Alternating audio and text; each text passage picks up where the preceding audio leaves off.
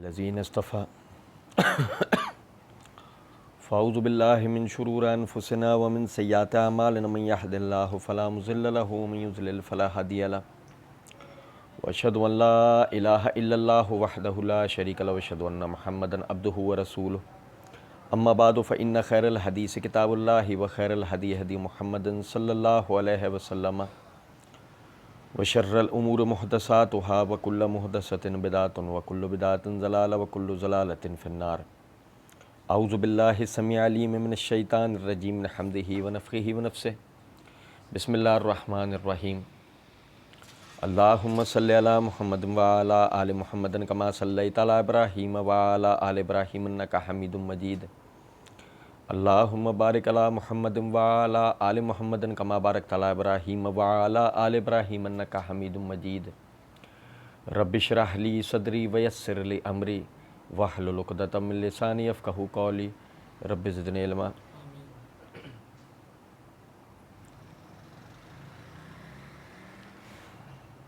اللہ رب العزت کے فضل و کرم سے چند دنوں کے اندر ہم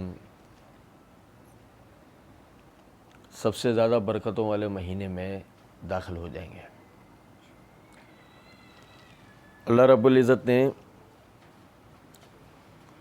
رمضان المبارک کے اس بابرکت مہینے میں ہمارے اوپر روزے جیسی عظیم عبادت فرض کی ہے کہ جس سے انسان کو تقوی کی تربیت ملتی ہے۔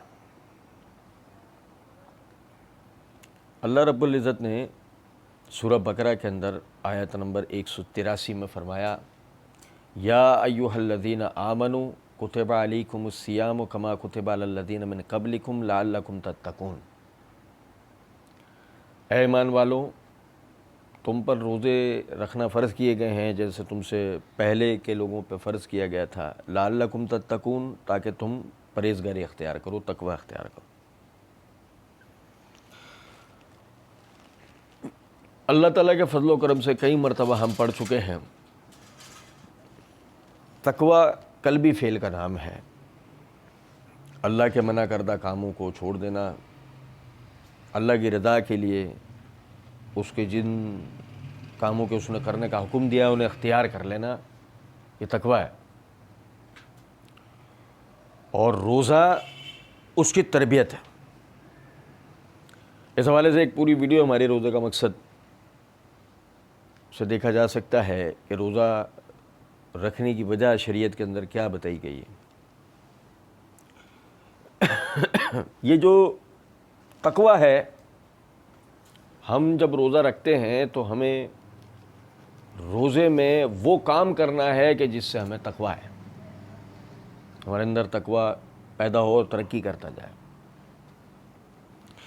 یہ میرات میں صحیح بخاری ہے، اس کی جلد نمبر 3 کا صفحہ نمبر 105 ہے، کتاب الصوم ہے۔ امام بخاری رحمۃ اللہ علیہ نے باب قائم کیا، باب من لم یدع قول الزور والعمل بہ فی الصوم، کہ جو شخص رمضان میں جھوٹ بولنا، دغا بازی کرنا نہ چھوڑے۔ اب اس کے تحت یہ حدیث نمبر 1903 ہے۔ ابو ہریرہ رضی اللہ تعالیٰ عنہ فرماتے ہیں کہ نبی صلی اللہ علیہ وسلم نے فرمایا کہ اگر کوئی شخص جھوٹ بولنا اور دغا بازی کرنا، دھوکے بازی کرنا یہ نہ چھوڑے تو اللہ تعالیٰ کو اس کے روزے کی کوئی ضرورت نہیں ہے کہ وہ اپنا کھانا پینا چھوڑ دے۔ لعلکم تتقون کا مطلب سمجھ میں آ گیا ہوگا آپ کو کہ آدمی نے جو تقوی اختیار کرنا ہے، تقوی کس چیز سے اس کے اندر آتا ہے؟ سچ بولنے سے آتا ہے، امانت داری سے آتا ہے، ایمانداری سے آتا ہے۔ اور روزے میں جب روزہ رکھ کر آدمی جھوٹ اور دغا بازی سے بچے گا، امانت داری اور سچائی کی طرف خود بخود گامزن ہوگا۔ اور اگر روزہ رکھنے کے بعد بھی وہ ایسا نہ کرے، مطلب روزہ رکھ لیا، روزے کے ایام، روزے کا دن گزر رہا ہے، روزہ گزر رہا ہے اور روزہ رکھا ہوا ہم جھوٹ بول رہے ہیں، دھوکے بازیاں کر رہے ہیں دنیاوی معاملات میں، کام کاروبار میں، دین میں، کسی اور چیز میں، تو اللہ یعنی کہ نبی صلی اللہ علیہ وسلم نے فرمایا کہ ایسے آدمی کے روزے کی اللہ کو کوئی ضرورت نہیں ہے، ایسا روزہ بیکار ہے۔ تو پتہ لگا کہ روزہ رکھنے کے بعد آدمی نے سچ ہی بولنا ہے، امانت داری کا ہی مظاہرہ کرنا ہے، جھوٹ دھوکے بازی دغا بازی سے بچنا ہے۔ اب سوچیں ذرا اس بات کو کہ اگر اس پر 1 مہینہ گزر جائے گا، وہ اپنے صبح دوپہر شام اسی میں گزار رہا ہوگا، اسی کیفیت میں، تو اسے 1 مہینے تک لگاتار سچ بولنے اور امانت داری کی تربیت مل رہی ہوگی۔ یہ ہے روزے کے اندر بنیادی کرنے کا کام۔ پھر دوسرا باب امام بخاری رحمۃ اللہ علیہ نے قائم کیا، باب حل یقول انی صائم اذا شتم، جب کوئی روزے دار کو برا بھلا کہہ رہا ہو تو روزے دار نے یہ کہنا ہے کہ میں روزے سے ہوں۔ اب اس کے تحت حدیث نمبر 1009 ہے کہ ابو ہریرہ رضی اللہ تعالیٰ عنہ فرماتے ہیں کہ نبی اکرم صلی اللہ علیہ وسلم نے فرمایا کہ اللہ پاک فرماتے ہیں کہ انسان کا ہر نیک عمل خود اس کے لیے ہے، مگر روزہ وہ خاص میرے لیے ہے۔ انسان کا ہر نیک عمل، انسان اپنی نیک عمل کرتا ہے وہ اس کی ذات کے لیے ہوتا ہے، لیکن روزہ وہ اللہ رب العزت فرماتے ہیں میرے لیے ہے اور میں ہی اس کا بدلہ دوں گا۔ اور روزہ گناہوں کی سے ایک ڈھال ہے۔ دیکھیں روزے کی فضیلت دیکھیں آپ، اللہ کہتا ہے روزے کا اجر خالصتاً میں دوں گا، ٹھیک ہے، روزہ اس طریقے کا ہوگا کہ جو اللہ چاہتا ہے تو اس کا اجر اللہ کی بارگاہ میں لکھا جائے گا۔ ابھی ہم پڑھیں گے۔ اور فرمایا روزہ گناہوں سے ڈھال ہے، جہاں بدلہ اللہ رب العزت دے گا وہیں ساتھ یہ گناہوں سے ڈھال ہے۔ جیسے چھوٹی سی بات ہے کہ جھوٹ بولنا گناہ ہے، دھوکے بازی کرنا گناہ ہے، فحش بات بولنا یا فحاشی کا کوئی عمل کرنا یہ گناہ ہے۔ اور روزہ رکھنے والا آدمی اپنے آپ کو اپنے روزے کو بچانے کے لیے ان چیزوں سے بچے گا، اور جب ان چیزوں سے بچے گا تو اس کا روزہ گناہوں کے مقابلے میں ڈھال ہو جائے گا۔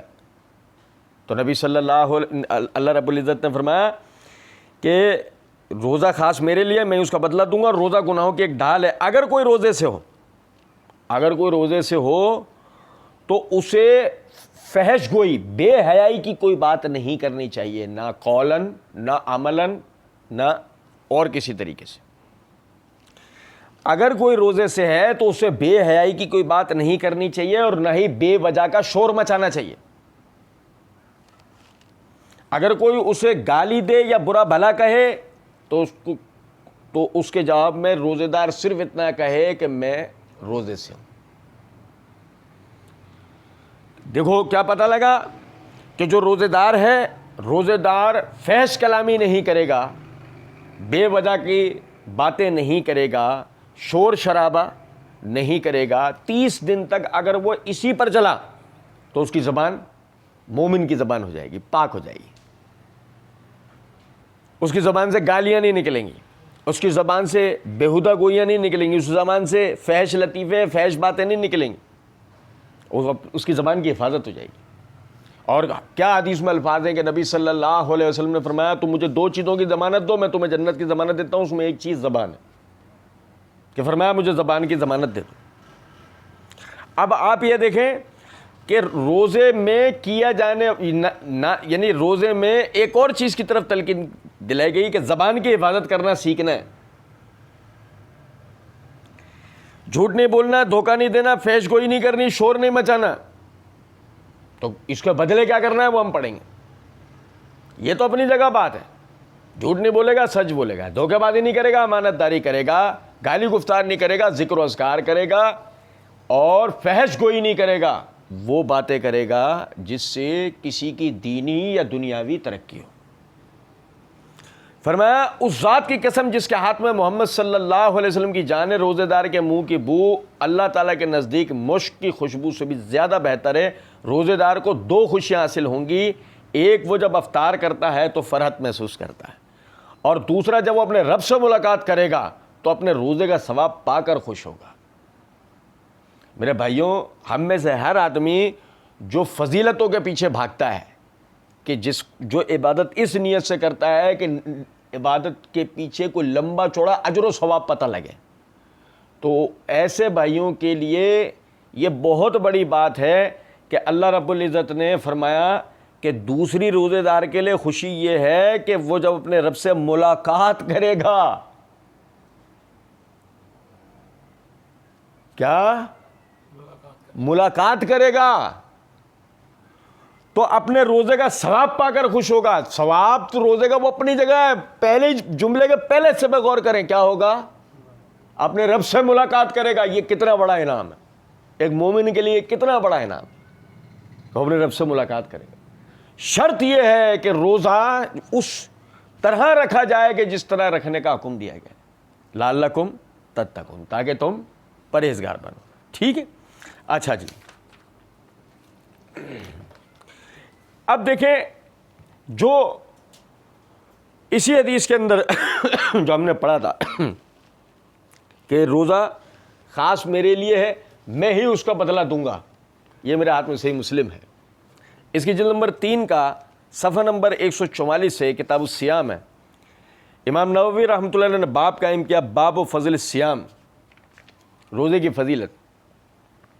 اس کے تحت یہ حدیث نمبر 2603 ہے۔ نبی صلی اللہ علیہ وسلم نے فرمایا آدم کے بیٹے کے ہر عمل میں روزے کے علاوہ نیکی کو 10 سے 700 گنا تک بڑھا دیا جاتا۔ قرآن کی آیت ہے نا، نیکی کا ادنا اجر قرآن میں طے کیا گیا ہے، فَإِن جَاءَ بِالْحَسَنَةِ فَهُوَ عَشْرُ أَمْثَالُهَا، جو ایک نیکی کر کے لے کے آئے گا اللہ کے یہاں 10 گنا پائے گا۔ یہ تو ایک عام قاعدہ ہے۔ فرمایا روزے کے علاوہ نیکی کو 10، یعنی کہ آدم کے بیٹوں کو ہر عمل میں روزے کے علاوہ ہر نیکی کا 10 سے 700 گنا تک اجر بڑھا دیا جاتا ہے۔ جتنی خلوص سے وہ عمل کرے گا اتنا اللہ کے ہاں سے اجر پائے گا، جتنا اللہ کے بتائے ہوئے طریقے کے مطابق، محمد صلی اللہ علیہ وسلم کی سنت کے مطابق خلوص کے ساتھ اللہ کی رضا کی نیت سے جتنا آدمی اچھا عمل کرے گا اتنا اللہ کے ہاں اجر اس کو بڑھے گا۔ یعنی کہ 10 سے 700 گنا تک، 10 عدد سے فَهُوَ عَشْرُ أَمْثَالُهَا، وہ جو قرآن کی آیت ہے، 10 سے لے کے 700 گنا تک اجر ترقی کر جاتا ہے۔ اللہ تعالیٰ فرماتے ہیں لا ریب، بے شک کہ روزہ میرے لیے ہے اور اس کی جزا میں خود دوں گا۔ روزے دار میری وجہ سے اپنے کھانے اور اپنی شہوات سے دستبردار ہوتا ہے۔ روزے دار کے لیے 2 خوشیاں ہیں، ایک خوشی روزہ کھولنے کے وقت اور ایک خوشی اپنے رب سے ملاقات کے وقت، اور اس کے منہ کی بو اللہ تعالیٰ کے نزدیک مشک کی خوشبو سے زیادہ خوشبودار۔ اب یہاں سمجھیں ذرا بات کو کہ پتہ لگا کہ نیکیوں کا جو عمل ہے وہ 7 سے 700 گنا تک بڑھ جاتا ہے، اور روزہ ان پر سب سے زیادہ فائق ہوتا ہے۔ روزہ ان پر سب سے زیادہ اوپر ہے کہ اس کا بدلہ اللہ کیا کہہ رہا ہے؟ میں دوں گا، یعنی یہ اس سے بھی بڑھ کر ہے۔ اور جب یہ اس سے بڑھ کر ہے تو یہ نیکیاں اگر روزے کے ساتھ ہوں تو یہ اپنا اجر کہاں پہنچا دیں گی؟ یہی نیکیاں اگر روزے کے ساتھ چل رہی ہوں کہ جو ابن آدم روٹین میں کرتا ہے تو نتیجتاً وہ اجر و ثواب اس کا کہاں پہنچ جائے گا آپ خود اندازہ کریں۔ تو سمجھیں، اگر ہم نے روزے کو اس طریقے سے نہیں گزارا کہ جس طریقے سے گزار کے ہم اتنے اجر و ثواب کا باعث بن سکتے ہیں، ہم نے روزے کو روایتی انداز میں رکھنا ہے کہ بس سحری کر لی، اپنے حساب سے سو سلا گئے، عبادتیں چھوڑ دیں، اپنے حساب سے دن گزار لیا اور افطار کر لی اچھی سی، اور سمجھا کہ جی میرا روزہ اللہ کی بارگاہ میں قبول ہوگا، اور یہی وہ روزہ ہے کہ جس کو رکھنے کا اللہ نے حکم دیا ہے۔ یہی ہے وہ جو یعنی کہ 10 سے 700 گنا اور بلکہ اس سے بھی زیادہ یعنی اجر کو بڑھا دیتا ہے۔ لیکن دیکھیں، اگر ہم روزے کی محافظت نہیں کریں گے، روزہ جس طریقے سے گزارنا چاہیے اس طریقے سے نہیں گزاریں گے تو کیا ہوگا؟ یہ میرے ہاتھ میں سندار میں ہے، جلد نمبر 2 کا صفحہ نمبر 315 ہے، کتاب الرقاق ہے۔ امام دارمی نے باب قائم کیا، باب فی المحافظۃ علی الصوم، روزے کی محافظت کا بیان۔ اس کے تحت حدیث نمبر 2754 ہے۔ نبی اکرم صلی اللہ علیہ وسلم نے فرمایا کتنے ہی روزے دار ایسے ہیں کہ انہیں اپنے روزے میں پیاس کے علاوہ اور کچھ بھی حاصل نہیں ہوتا، اور کتنے ہی نفل پڑھنے والے ایسے ہیں کہ انہیں اپنے نفل پڑھنے میں صرف رات جاگنے کے علاوہ اور کچھ حاصل نہیں ہوتا۔ کیا مطلب؟ ابھی ہم نے پڑھا نا روزے دار کے لیے کیا کیا بشارتیں، کیا کیا نعمتیں ہیں، پڑھا نا بھی ہم نے، اور کیا کیا اسے دنیاوی فائدے ہو سکتے ہیں روزے کے نتیجے میں جو تقویٰ وہ حاصل کرے گا، جو ابھی سرسری سے میں نے آپ بھائیوں کے سامنے رکھا ہے۔ لیکن کیا فرمایا؟ کم من صائم لیس لہ من صیام الا الظمأ، کتنے ہی روزے دار ایسے ہیں کہ جنہیں پیاس کے علاوہ اور کچھ بھی نہیں ملتا۔ کیا بھائی؟ پورے دن پیاسا، بھوکا پیاسا رہا بس، اور کچھ بھی نہیں ہو پایا۔ وہ جو روزے کا مقصد تھا لعلکم تتقون، کہ یہ پرہیزگار بنتا، یہ اللہ کا اجر پاتا، وہ اجر کہ اللہ سے ملاقات کرے گا تو اللہ اس کو اجر دے گا۔ کیا ہے اللہ ہی جانتا، وہ کس کے لیے کیا ہے اللہ ہی جانتا ہے۔ لیکن اگر میں نے جھوٹ بولنا، دغا بازی کرنا، فحش گوئی کرنا، آنکھوں کی حفاظت نہیں کرنا، کانوں کی حفاظت نہیں کرنا، زبان کی حفاظت نہیں کرنا، ہاتھ پیروں کی حفاظت نہیں کرنا، شرمگاہ کی حفاظت کرنا نہیں شروع کیا، اور میں نے اپنے روزے کو انہی ذرائع سے گزارا کہ جو میں روٹین میں گزار رہا ہوں، تو نتیجتاً ایسا روزہ مجھے فائدہ کوئی نہیں دے پائے گا۔ رکھنا تو ہے ہی ہے۔ یہ ہمارے یہاں یہ بڑا عجیب و غریب معاملہ ہے کہ جب روزے میں کیے جانے والے کام کے ضروری ہے کرنا، نہیں کرے روزے کا کوئی فائدہ نہیں، جب یہ بولا جاتا ہے تو الٹا شیطان وسوسہ دماغوں میں باز کے ڈال دیتا ہے کہ چونکہ تو ہم ایسا کر نہیں سکتے تو ہمیں روزہ بھی نہیں رکھنا۔ او بھائی نہیں، میرے ایسا کچھ بھی نہیں ہے، فرض ہے یہ ہم پر۔ نماز آپ کی اللہ کی بارگاہ میں قبول ہو رہی ہو نہ ہو رہی ہو، پڑھنی تو پڑے گی۔ روزہ اللہ کی بارگاہ میں یہ فرض ہے۔ فرض عبادت کا مطلب ہی کیا ہوتا ہے؟ کچھ بھی کرو، کیسے بھی کرو، وہ تو بات کی بات ہے نا کہ تمہیں غفلت کے نتیجے میں کیا یعنی خمیازہ بھگتنا پڑے گا، وہ تو بات کی بات ہے کہ اگر آج ہم اپنی عبادتوں سے غافل ہو رہے ہیں، نماز کو کیسے پڑھنا ہے، روزہ کیسے رکھنا ہے، زکوٰۃ کیسے دینی ہے، حج کیسے کرنا ہے، نہیں سیکھ رہے، باپ دادا کے طریقوں پہ چل رہے ہیں، اپنی یعنی کہ نفس کے مطابق چلا رہے ہیں چیزوں کو، اس کی تو پکڑ علیحدہ ہے۔ لیکن اگر ہم نے جان بوجھ کے فرض کو ترک کیا تو اس کی پکڑ تو علیحدہ ہے نا، نہیں سمجھے؟ آپ نے یونیفارم تو پہننا ہے، یونیفارم میں کیا چیز آپ سے پہننے میں رہ گئی وہ تو الگ بحث ہے نا۔ مثال ہے، ایک جگہ کا ڈسپلن ہے کہ وہاں ایک یونیفارم چلتا ہے، اس میں ایک پینٹ ہوتا ہے، ایک شرٹ ہوتی ہے، اس میں ٹائی ہوتی ہے، یہ ساری چیز ہوتی ہے۔ مثال ہے، اب آدمی گیا پینٹ شرٹ پہن لی، ٹائی نہیں پہنی، تو اس کی سرزش اس ٹائی پر ہوگی، لیکن اگر یونیفارم ہی نہیں پہنا ہوا وہ، آپ میری بات سمجھ رہے ہیں یا نہیں؟ تو روزہ تو رکھنا ہی ہے، لیکن یہ کیسی بدنصیبی کی بات ہے کہ روزے کا مجھے روزے میں کرنا کیا ہے مجھے پتہ لگ جائے، میں روزہ بھی رکھ رہا ہوں اور وہ سب کچھ نہ کروں، تو میں تو اپنا ہاتھوں سے اپنا نقصان کر رہا ہوں نا۔ ان الانسان لفی خسر، ہر حال میں انسان نقصان میں، کہ پھر تو وہ نقصان والا کام کر رہا ہے نا، کہ جانتے پوچھتے وہ اپنے روزے کو فاسد کر رہا ہے، اپنے روزے کو خراب کر رہا ہے۔ تو کتنے ہی ایسے روزے دار ہیں کہ انہیں اپنے روزے میں پیاس کے علاوہ اور کچھ حاصل نہیں ہوتا، کیونکہ جھوٹ بول رہے ہیں، بے ایمانی کر رہے ہیں، دھوکے بازی کر رہے ہیں، فحش گوئی کر رہے ہیں، حرام کاریوں سے نہ اپنی آنکھ کان کو بچا رہے ہیں نہ زبان کو بچا رہے ہیں۔ تو یہ چیز نہیں ہونی چاہیے، روزے میں ہم نے تقویٰ اختیار کرنا ہے۔ آپ دیکھیں کیا اس حدیث کے صحیح مسلم کی جو حدیث ہم نے حدیث نمبر 2603 میں کیا الفاظ ہیں کہ اللہ رب العزت نے فرمایا روزے دار میری وجہ سے اپنے کھانے اور اپنی شہوات سے دستبردار ہوتا ہے۔ تو اگر مثال انہی چیزوں کی طرف دوبارہ مائل ہو جائے تو روزے کا مقصد بچا نہیں۔ اچھا ٹھیک ہے، پھر اس کے بعد روزہ آپ کا شروع ہو گیا۔ اب سب سے بنیادی چیز کیا ہے؟ یہ میرے ہاتھ میں صحیح بخاری ہے، جلد نمبر 2 کا صفحہ نمبر 212 ہے، کتاب التہجد ہے۔ امام بخاری رحمۃ اللہ علیہ نے باب قائم کیا، باب فضل الطہور باللیل والنہار و فضل الصلاۃ بعد الوضوء باللیل والنہار، دن اور رات میں باوضو رہنے کی فضیلت اور وضو کے بعد دن اور رات میں نماز پڑھنے کی فضیلت کا بیان۔ اس کے تحت حدیث نمبر 1149، نبی اکرم صلی اللہ علیہ وسلم نے حضرت بلال رضی اللہ تعالیٰ عنہ سے فجر کے وقت پوچھا اے بلال مجھے اپنا سب سے زیادہ امید والا نیک کام بتاؤ، یعنی ایسا نیک کام جس نے تمہیں اللہ کی بارگاہ میں بہت امید دلائی ہے، جسے تم نے اسلام لانے کے بعد کیا ہے، کیونکہ میں نے جنت میں تمہارے جوتوں کی آواز سنی ہے۔ حضرت بلال رضی اللہ تعالیٰ عنہ نے عرض کیا میں نے تو اپنے نزدیک اس سے زیادہ امید کا کوئی کام نہیں کیا کہ جب میں نے رات یا دن میں کسی وقت بھی وضو کیا ہو تو اس وضو کے ساتھ نفل نماز پڑھتا رہا جتنی میری تقدیر میں اللہ نے لکھ دی تھی۔ کیا پتہ لگا اس حدیث سے؟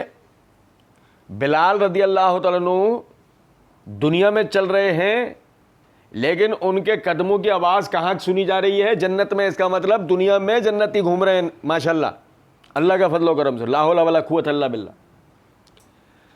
یہ فضیلت جو ان کو حاصل ہوئی یہ کس نیک عمل سے حاصل ہوئی کہ وہ صبح و شام باوضو رہتے ہیں، وہ صبح و شام باوضو رہتے ہیں۔ اور دیکھیں صحیح بخاری کی وہ مشہور حدیث المومن لا ینجس، مومن ناپاک نہیں ہوتا کا منطقی نتیجہ کیا ہے؟ کہ مومن ناپاکی پسند نہیں ہے۔ انما المشرکون نجس فلا یقرب المسجد الحرام بعد یوم ھذا، یہ سورۃ توبہ کی جو آیت ہے کہ اس کے سوائے نہیں کہ مشرک ناپاک ہوتا ہے، مشرک ناپاکی پسند ہوتا ہے، مومن ناپاکی پسند نہیں ہوتا۔ روزے کی حالت میں آپ نے کوشش اس بات کی کرنی ہے کہ جتنا زیادہ ہو سکتا ہے باوضو رہیں، اپنے وضو کی حفاظت کریں، جن چیزوں سے وضو ٹوٹتا ہے ان سے یعنی بچیں۔ ابھی موضوع نہیں ہے انشاءاللہ وضو کے اوپر، اللہ نے چاہا تو آپ بھائیوں کے سامنے کچھ بات رکھیں گے۔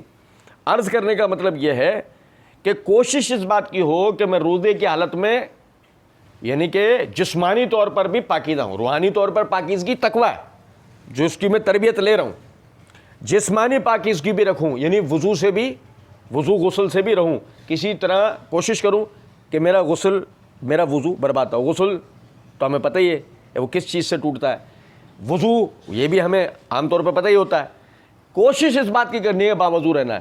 دیکھیں 30 دن اگر اس میں گزار دیے تو آپ میں وہ عادت پیدا ہوگی جو بلال رضی اللہ تعالیٰ عنہ میں پیدا ہوئی تھی، اور نتیجتاً وہ اس یعنی کہ فضیلت کے لائق ہو گئے کہ چل دنیا میں رہے ہیں اور ان کے قدموں کی آواز کہاں سنائی دے رہی ہے؟ جنت میں۔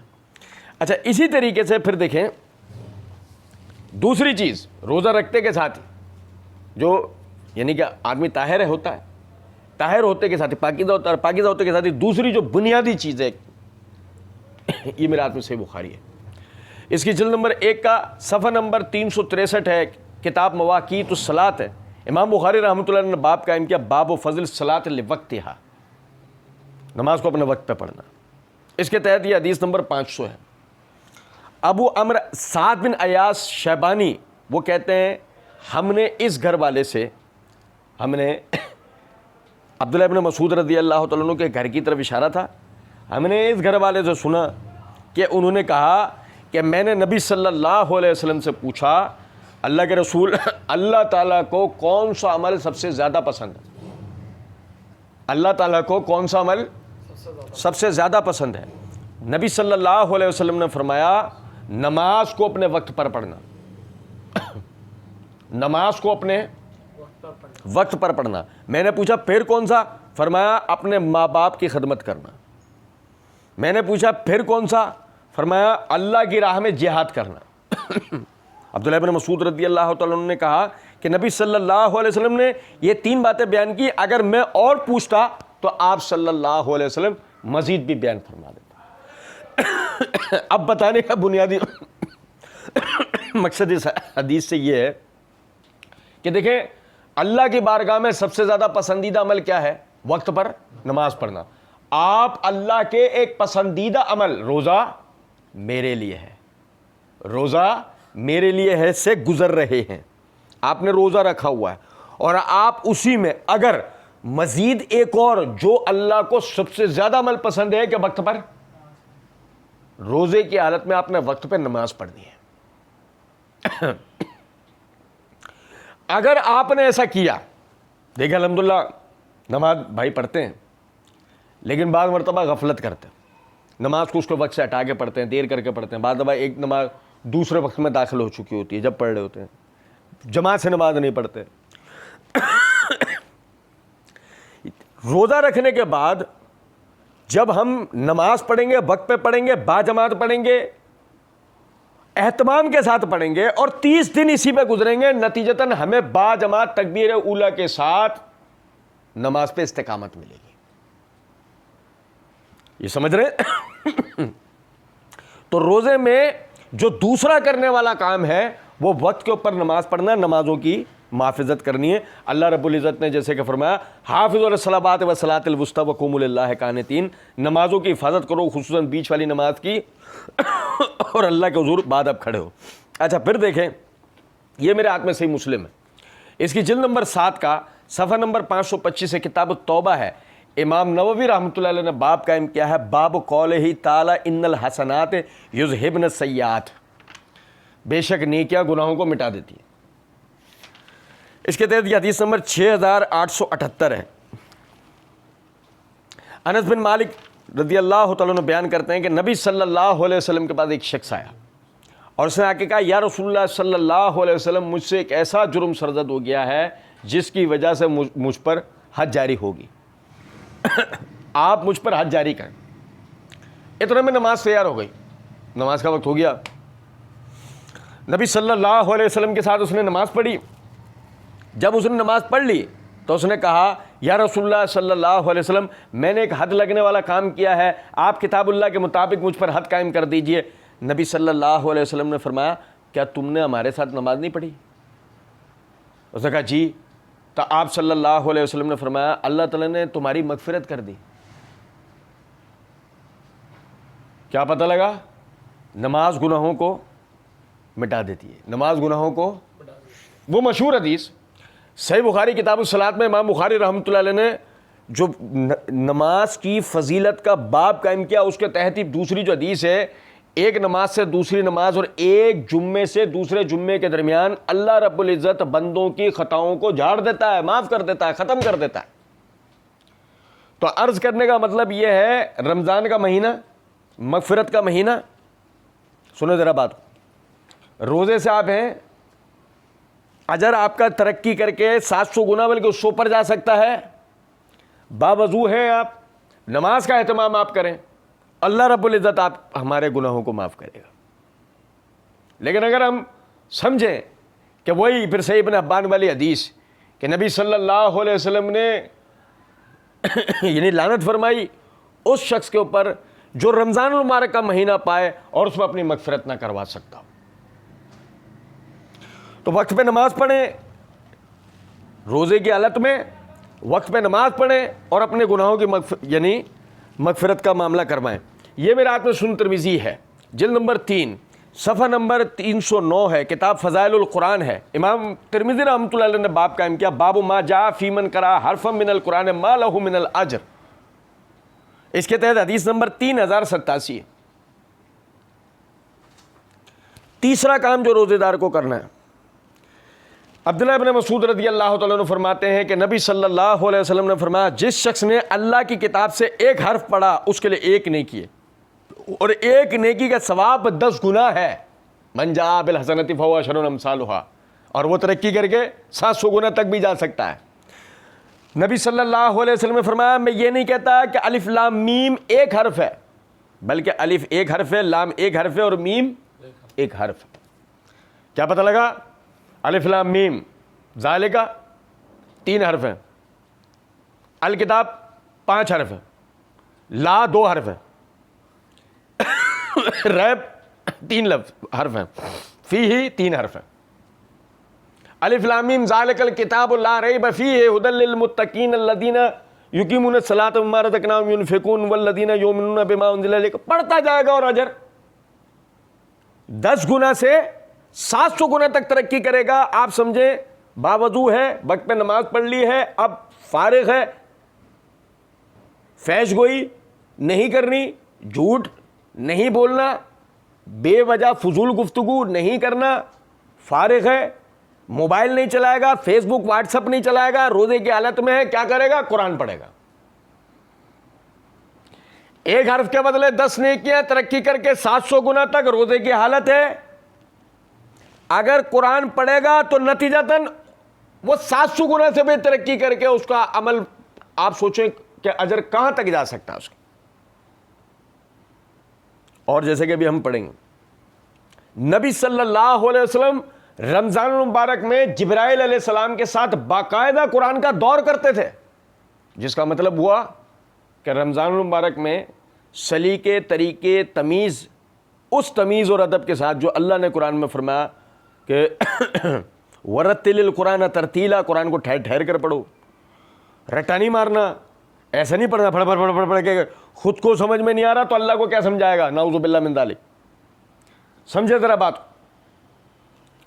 کوشش اس بات کی کرنی ہے کہ ہم نے رمضان المبارک میں جتنا زیادہ قرآن کی تلاوت کر سکتے ہیں قرآن کی تلاوت کریں گے. اللہ کے رسول تو پورے قرآن کا دور کرتے تھے. پڑھیں گے ابھی ہم حدیث. عرض کرنے کا یہاں پہ مطلب یہ ہے، فارغ ہو گیا نماز سے، کام کاروبار کا وقت نہیں ہے، سودا سلف لانے کا وقت نہیں ہے، کوئی اور ضروری شرعی کام کرنے کا وقت نہیں ہے، فارغ ہے، کیا کرے گا؟ قرآن پڑھے گا.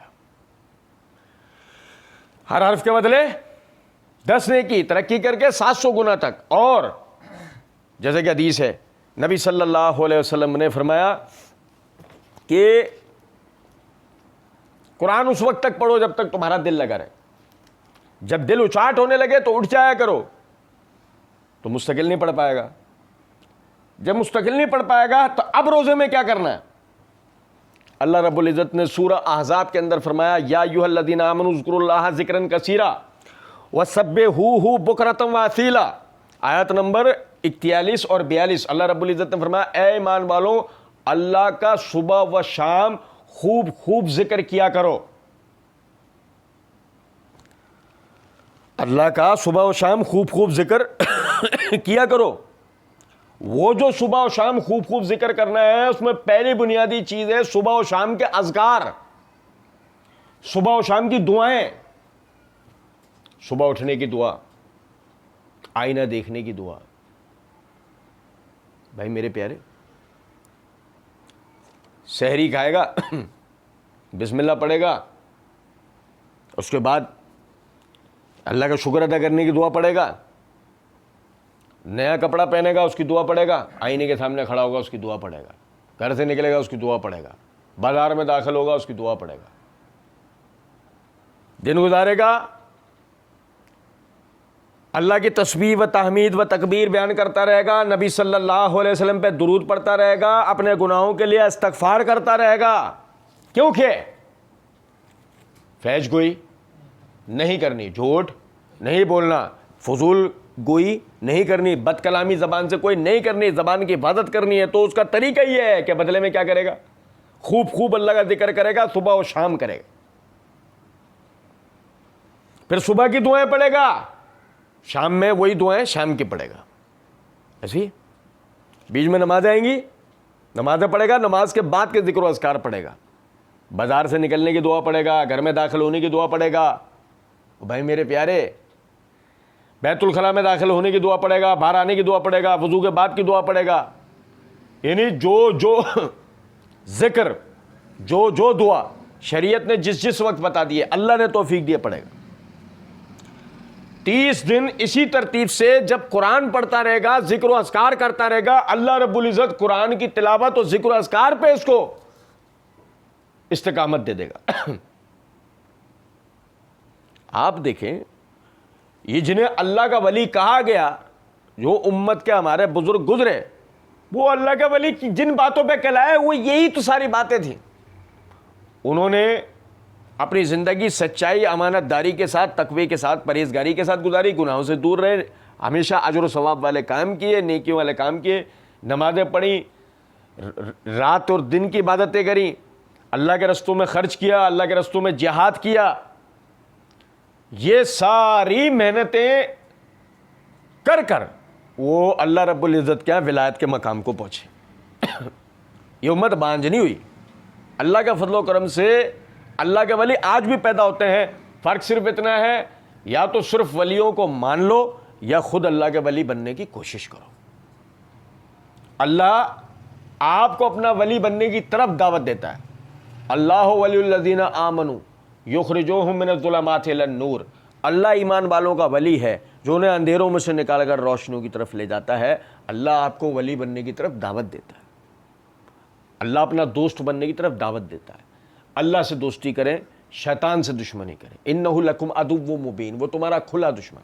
ہم شیطان سے یاریاں کر رہے ہیں اور نعوذ باللہ اللہ کی طرف جانے سے بھاگ رہے ہیں. اللہ رب العزت توفیق دینے والا ہے. ٹھیک ہے, پھر دیکھیں اسی طریقے سے یہ سورہ اعراف کی آیت نمبر 205 ہے. اللہ رب العزت نے فرمایا وَاذْكُرْ رَبَّكَ فِي نَفْسِكَ تَضَرُّعًا وَخِيفَةً وَدُونَ الْجَهْرِ مِنَ الْقَوْلِ بِالْغُدُوِّ وَالْآصَالِ وَلَا تَكُن مِنَ الْغَافِلِينَ. اللہ رب العزت نے فرمایا اپنے رب کا ذکر کرو, اپنے رب کا ذکر کرو دل کی عاجزی اور ڈرتے ہوئے. دل کی عاجزی خشوع خضوع کے ساتھ, عاجزی اور ڈر کے ساتھ, بلند آواز کے بغیر, صبح و شام, صبح و شام. وَلَا تَكُن مِّنَ الْغَافِلِينَ, غافلوں میں سے مت ہو جانا, غافلوں میں سے وَلَا تَنِيَا فِي ذِكْرِي, میرے ذکر سے غافل نہیں ہونا.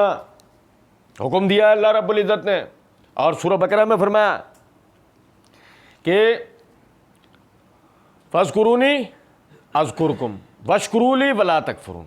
میرا ذکر کرو میں تمہارا ذکر کروں گا, میرا شکر کرو, میری ناشکری نہ کرو. تو وہ صبح و شام اللہ کا ذکر کرنے والی کیفیت ہماری ہونی چاہیے. حدیث کے اندر الفاظ ہیں, صحیح بخاری یہ میرے ہاتھ میں ہے, اس کی جلد نمبر 7 کا صفحہ نمبر 652 ہے, کتاب الدعوات ہے. امام بخاری رحمۃ اللہ علیہ نے باب قائم کیا, باب فضل ذکر اللہ تعالی, اللہ تعالیٰ کے ذکر کی فضیلت. اس کے تحت حدیث نمبر 6407 ہے. ابو موسیٰ اشعری رضی اللہ تعالیٰ عنہ فرماتے ہیں کہ نبی اکرم صلی اللہ علیہ وسلم نے فرمایا مثل الذی یذکر ربہ والذی لا یذکر مثل الحی والمیت. اللہ کا ذکر کرنے والا اور جو اللہ کا ذکر نہیں کرتا, دونوں کی مثال زندہ اور مردے جیسی ہے. کہ اللہ کا ذکر کرنے والا گویا زندہ ہے اور اللہ کا ذکر نہ کرنے والا گویا کیا ہے, چلتا پھرتا لاش, مردہ ہے. تو ہم نے رمضان کے فارغ وقتوں میں کیا کرنا ہے, اللہ کا ذکر کرنا ہے, نبی صلی اللہ علیہ وسلم پہ درود پڑھنا ہے, اپنے گناہوں کے لیے جتنا زیادہ ہو سکتا ہے اللہ سے استغفار کرنی ہے. یہی مغفرتوں کا مہینہ ہے. اور دیکھیں ذرا بات, باقاعدہ نبی صلی اللہ علیہ وسلم یہی سارے آپ کے اعمال ہوتے تھے. اور اس کے علاوہ یہ صحیح بخاری میرے ہاتھ میں ہے, اس کی جلد نمبر 3 کا صفحہ نمبر 104 ہے, کتاب الصوم ہے. امام بخاری رحمۃ اللہ علیہ نے باب قائم کیا باب اجود ما کان النبی صلی اللہ علیہ وسلم یکون فی رمضان, کہ نبی صلی اللہ علیہ وسلم سب سے زیادہ یعنی سخاوت رمضان میں کیا کرتے تھے. اب اس کے تحت حدیث نمبر 1902 ہے. عبداللہ بن عباس رضی اللہ تعالی عنہما فرماتے ہیں کہ نبی اکرم صلی اللہ علیہ وسلم سخاوت اور خیر کے معاملے میں سب سے لائق و فائق تھے. آپ لوگوں میں سب سے زیادہ سخی تھے, سب سے زیادہ خیر کا کام کرنا لیتے. اور آپ کی سخاوت اس وقت اور زیادہ بڑھ جاتی تھی جب جبرائیل علیہ السلام آپ سے رمضان میں ملتے. جبرائیل حضرت صلی اللہ علیہ وسلم سے رمضان شریف کی ہر رات میں ملتے, یہاں تک کہ رمضان گزر جاتا. نبی کریم صلی اللہ علیہ وسلم جبرائیل علیہ السلام سے قرآن کا دور کرتے تھے. جب حضرت جبرائیل آپ سے ملنے لگتے تو آپ چلتی ہوا سے بھی زیادہ بھلائی پہنچانے میں سخی ہو جایا کرتے تھے. پتہ لگا کہ رمضان کے مہینے میں طہارت, نماز, تلاوت قرآن, ذکر و اذکار کے بعد اللہ رب العزت نے جو آپ کو توفیق دیے, اللہ کے راستے میں خرچ کریں. اللہ کے راستے میں خرچ کرنے کا طریقہ سب سے پہلا بنیادی جو رمضان کے اندر ہے, ہماری آپ کی ہر آدمی کی استطاعت کے مطابق, وہ یہ سحری اور افطار ہلکی کرے, اپنے پڑوس میں پہلے جھانک کے دیکھیں.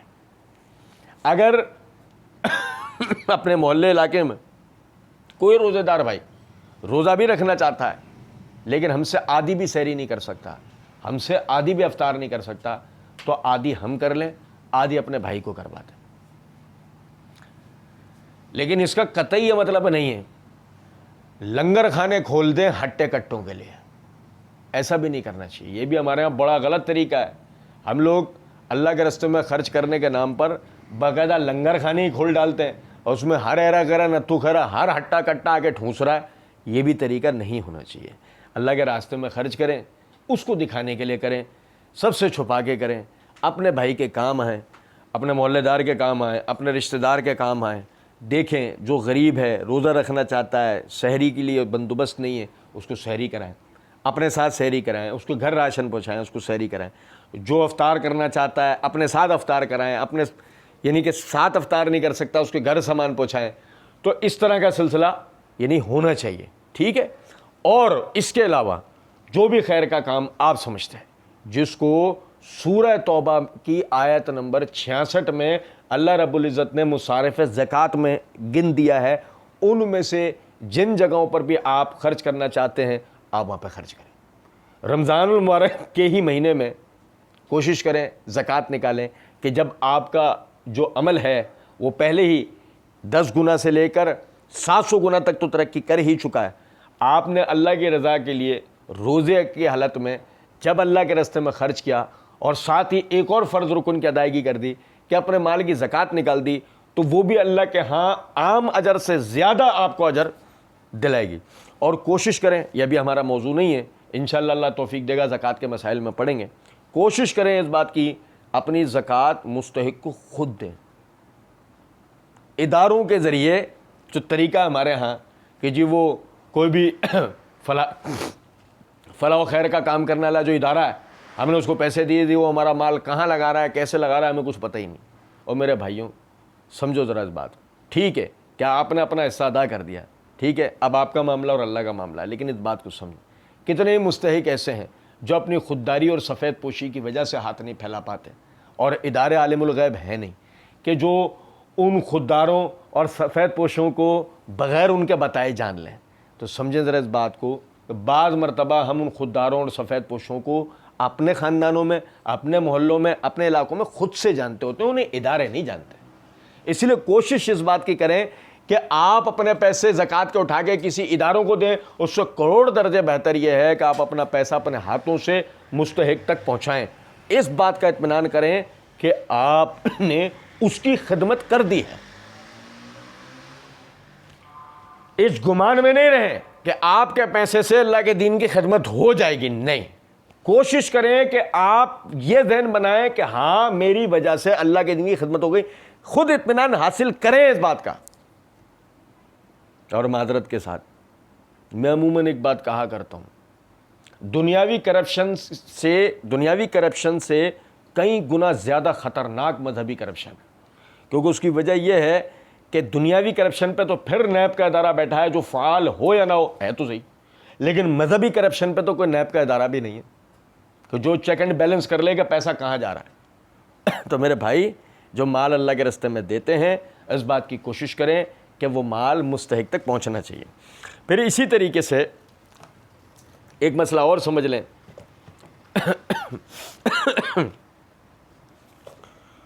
روزہ شہوات سے دور رہنے کا نام ہے. روزے کی حالت میں اپنی شہوات کو ہمیں کنٹرول کرنا ہے. جیسے کہ آپ دیکھیں سورہ بقرہ کے اندر اللہ رب العزت نے آیت نمبر 187 کے اندر فرمایا احل لکم لیلۃ الصیام الرفث الی نسائکم, ہم نے رمضان کی راتوں میں تم پر تمہاری بیویوں سے مجامعت و مباشرت کے معاملات کو ہم نے حلال کیا. اس کا مطلب روزے کے دن کے اندر بیویوں کے ساتھ کسی بھی قسم کا مباشرت یا مجامعت والا معاملہ نہیں کرنا چاہیے, بچنا چاہیے. انشاءاللہ بھی ہم مسائل پڑھیں گے, روزہ ٹوٹنے کن چیزوں سے روزہ ختم ہو جاتا ہے, تو اس میں مزید تفصیل آئے گی. لیکن اگر ہم دیکھیں, ایک تو وہ چیز ہے نا کہ ہم نے آنکھ کان زبان کی حفاظت کرنی ہے زنا سے, وہ تو ایک زنا والا مسئلہ اپنی جگہ ہے. روزے میں بیوی سے بھی دور رہنا ہے. بات میری سمجھ رہے ہیں کہ کہیں ایسا نہ ہو کہ آپ قریب جائیں اور ہم بستری والا معاملہ آپ کا روزہ خراب ہو. اب پڑھیں گے ہم انشاءاللہ. اللہ رب العزت نے روزے کی راتوں میں میاں بیوی کے مجامعت کا معاملہ بتایا, دن میں جائز نہیں ہے. اور جیسے کہ یہ صحیح مسلم حدیث نمبر 2603 ہم نے ابھی پڑھی تھی کہ اللہ رب العزت نے فرمایا روزے دار میری وجہ سے اپنے کھانے اور اپنی شہوات کو چھوڑ دیتا ہے۔ روزے کی حالت میں کھانا پینا اور شہوت چھوڑنا یہ ضروری ہوتا ہے۔ کھانے پینے سے دور رہیں، بیوی سے دور رہیں، بیوی کھانے پینے سے دور رہے، شوہر سے دور رہے۔ سوچے ذرا اس بات کو کہ جب حلال اللہ رب العزت نے کیا ہوا ہے اس سے ہمیں روکا ہے، تو جو حرام ہے اس پر ہماری کتنی بڑی پکڑ ہوگی۔ آپ اندازہ کریں کہ اگر حلال کو ہم کر جائیں تو روزہ ہمارا برباد ہو جاتا ہے۔ وہ حلال جو روزے میں ممنوع ہے اگر وہ ہم کر جائیں، جیسے کھانا پینا کر لیں یا بیوی سے ہم بستری کر لیں، پڑھیں گے ہم، تو روزہ ہمارا خراب ہوتا ہے، ختم ہو جاتا ہے، اور ہم پہ کفارہ عائد ہوتا ہے۔ سوچیں کہ جو پھر حرام ہے ہی قطعی حرام، روزہ ہو، رمضان ہو، غیر رمضان، اس پر اب کتنی اللہ کی ہم پر پکڑ اور عذاب کا معاملہ ہوگا۔ تو یہ بچنا چاہیے۔ روزے کے دنوں میں بیویوں سے دور رہیں، راتوں کے اندر معاملہ ہے۔ اور روزے کی رات، یہ میرے ہاتھ میں صحیح بخاری ہے، جلد نمبر 3 کا صفحہ نمبر 166 ہے۔ امام بخاری رحمۃ اللہ علیہ انہوں نے باب قائم کیا، باب فضل من قام رمضان، رمضان میں قیام کرنے کی فضیلت کا بیان۔ اس کے تحت حدیث نمبر 2009 ہے۔ ابو ہریرہ رضی اللہ تعالیٰ عنہ فرماتے ہیں کہ نبی صلی اللہ علیہ وسلم نے فرمایا من قام رمضان ایمانا و احتسابا غفر له ما تقدم من ذنبہ، جو رمضان کی راتوں کا قیام مغفرت اور احتساب کی نیت سے کرے اس کے پچھلے تمام گناہ معاف ہو جاتے۔ رمضان کے دنوں میں روزہ رکھنا ہے، رمضان کی راتوں میں قیام کرنا ہے، اور قیام کس طرح کرنا ہے اس پہ ہماری الگ سے ایک ویڈیو بنی ہوئی کہ تراویح کی رکعتوں وغیرہ کے حوالے سے، ٹھیک ہے نا، وہ دیکھی جا سکتی ہے۔ اسی طرح حدیث نمبر 2012 ہے۔ عائشہ رضی اللہ تعالیٰ عنہ فرماتی ہیں کہ نبی اکرم صلی اللہ علیہ وسلم ایک مرتبہ رمضان میں آدھی رات گزرنے میں مسجد تشریف لے گئے اور وہاں قیام اللیل کی نماز پڑھی، یعنی جس کو تراویح بھی کہہ دیا جاتا ہے۔ کچھ صحابہ رضی اللہ عنہم بھی آپ کے ساتھ نماز میں شریک ہو گئے۔ صبح ہوئی تو انہوں نے اس کا چرچا کیا، چنانچہ دوسری رات میں لوگ پہلے سے بھی زیادہ جمع ہو گئے اور آپ کے ساتھ نماز پڑھی۔ دوسری صبح کو اور زیادہ چرچا ہوا تو تیسری رات اس سے بھی زیادہ لوگ جمع ہو گئے۔ آپ صلی اللہ علیہ وسلم نے اس رات بھی نماز پڑھی اور لوگوں نے آپ کی ابتدا میں نماز پڑھی۔ چوتھی رات کو یہ عالم تھا کہ مسجد میں نماز کے لیے آنے والوں کے لیے جگہ بھی باقی نہیں بچی تھی، لیکن آپ صلی اللہ علیہ وسلم رات میں نہیں آئے، بلکہ صبح کی نماز کے لیے آپ باہر تشریف لائے۔ جب نماز پڑھ لی تو لوگوں کی طرف متوجہ ہو کر یعنی کہ خطبہ مسنونہ تشہد وہ کیا، اور اس کے بعد آپ نے فرمایا اما بعد، تمہارے یہاں جمع ہونے کا مجھے علم تھا، لیکن مجھے خوف ہوا کہ کہیں یہ نماز تم پر فرض نہ کر دی جائے اور پھر تم اس کی ادائیگی سے عاجز آ جاؤ۔ پھر نبی اکرم صلی اللہ علیہ وسلم کی وفات ہوئی تو یہی کیفیت قائم رہی۔ اب دیکھیں، ہمیں باقاعدہ پتہ لگا قیام اللیل صحابہ کرام رضوان اللہ علیہم اجمعین کرتے تھے۔ مسجد میں باجماعت نبی صلی اللہ علیہ وسلم نماز پڑھنے کے لیے آئے ہیں، صحابہ کرام پہلے سے مسجد میں موجود ہیں، آپ کو دیکھا تو وہ بھی ساتھ کھڑے ہو گئے نماز پڑھنے۔ یہ وہ نماز ہے کہ جس کی روٹین عام روٹین سے ہی انفرادی اور اجتماعی یہ نماز چلتی ہے، گھروں میں مسجدوں میں جہاں ہو۔ صحابہ موجود ہیں مسجد میں، آپ کو دیکھا تو آپ کے ساتھ کھڑے ہو کر وہ بھی نماز پڑھنا شروع ہو گئے۔ اگلے دن پتہ لگا کہ رات کو تو نبی صلی اللہ علیہ وسلم کے ساتھ جماعت ہوئی ہے۔ امام کون؟ نبی صلی اللہ علیہ وسلم۔ اب تو لوگ اپنا چھوڑ چھاڑ بھاگ کر اپنی باتیں، اپنے امام، اپنے طریقے، اسی نماز کے چھوڑ چھاڑ آ کر آپ کے پیچھے جمع ہونا شروع۔ دوسری رات زیادہ رش، تیسری رات اس سے زیادہ رش، مسجد میں پیر رکھنے کی جگہ نہیں۔ عرض کرنے کا مقصد صرف اتنا ہے کہ پتہ کیا لگا، صحابہ کرام رضوان اللہ علیہم اجمعین صلاۃ اللیل، قیام اللیل، رات کی نماز کی ان کو اتنی زیادہ صحابہ کرام کا ذہن بنا ہوا تھا اور اتنی زیادہ انہیں تلقین ہوئی تھی اور اتنی زیادہ اس کے لیے ان کو تربیت ہوئی تھی کہ نبی صلی اللہ علیہ وسلم چوتھی رات آئے نہیں، کہ فرمایا مجھے ڈر ہوا اس بات کا کہ کہیں یہ نماز تم پر فرض نہ ہو جائے۔ آپ اندازہ تو کریں، ہم وہ نماز پڑھتے تک نہیں۔ رمضان آتا ہی اس لیے ہے کہ یہ فضیلت، اس کی یہ خاص ایک فضیلت آ جاتی ہے اس نماز کی، ایک اور کہ من قام رمضان ایمانا و احتسابا غفر لہ ما تقدم من ذنبہ، کہ جو رمضان میں احتساب و مغفرت کی نیت سے نماز پڑھے اللہ اس کو پچھلے تمام گناہ معاف کر دیتا ہے۔ اب آدمی اس کو باقاعدہ اہتمام کے ساتھ آگے پڑھتا ہے، 30 دن کی تربیت ملتی ہے، اور 30 دن کی تربیت ہمیں اس نماز کے اوپر استقامت دے جاتی ہے۔ اور میں عموماً کہا کرتا ہوں سوشل میڈیا چلانے سے کروڑ درجے بہتر یہ ہے کہ آدمی رات میں 8 رکعت پڑھ لے، عصر کے برابر ہے۔ یہ نماز کس کے برابر ہے؟ عصر کی نماز کے برابر ہے نا بھائی۔ 4 رکعتیں نفل، 4 فرض، ٹوٹل 8 رکعت۔ عصر کی نماز بھاری پڑتی ہے؟ نہیں، تو یہ کیوں پڑے گی؟ اس میں تو اور آسانی ہے، صلاۃ اللیل مثنی مثنی، رات کی نماز تو 2 رکعت کر کے، 4 رکعت ایک سلام سے نہیں ہے، 2 رکعت ہے۔ تو کوشش اس بات کی کرنی ہے، پاوضو رہنا ہے، فرض نمازوں کو اپنے وقت پہ پڑھنا ہے، قرآن کی تلاوت کرنی ہے، ذکر و اذکار کرنے ہیں، اللہ کے رستوں میں خرچ کرنا ہے، اور راتوں میں صلاۃ اللیل جماعت کے ساتھ، اہتمام کے ساتھ پڑھنی ہے۔ نتیجتاً طہارت، نماز، ذکر و اذکار، تلاوت قرآن اور قیام اللیل پر یہ ایک ہی مہینہ ہمیں تربیت دی جاتا ہے۔ تو اسی لیے اللہ رب العزت نے فرمایا کتب علیکم الصیام، تم پر یہ فرض کیا گیا، لعلکم تتقون، تاکہ تم پرہیزگار بنو۔ تو روزہ اس طریقے سے گزارنا چاہیے۔ اللہ رب العزت سمجھنے اور عمل کرنے کی توفیق دے۔ وما علینا الا البلاغ۔